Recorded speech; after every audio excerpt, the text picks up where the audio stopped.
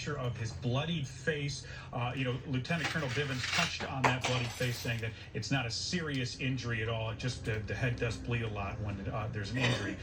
And then there he is with that Eagles jersey. And there was a moment of levity when Governor Shapiro said, "Hey, whoever's Eagles jersey was stolen, whose Eagles sweatshirt was stolen, I'll do my best to get you a new one." It is a very Philadelphia ending to the... Trying to escape, he began to crawl through thick underbrush, taking his rifle with him as he went.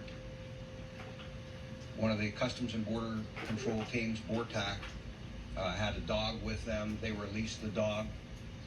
Some of our PSP CERT members were also there, had him surrounded. The dog subdued him, and team members from both of those teams immediately moved in. He continued to resist, but was forcibly taken into custody. No one was injured as a result of that. Excuse me. He did sustain a minor bite wound. We had medical personnel at the scene, and they took a look at that. Cavalcante was, as I said, taken into custody. He was transported to our Avondale station for further processing and interview, and he will ultimately be transferred to a state correctional institute where he will be housed and begin to serve his life sentence.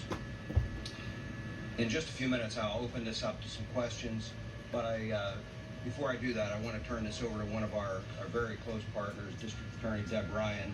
I know she would like to say a few words. Now, you see him there in what looks like some kind of foil wrap, probably because of the elements. Probably to keep him warm, because sitting outside, lying outside overnight when temperatures dip down like that, it really wears on you. It's not something that most people can deal with.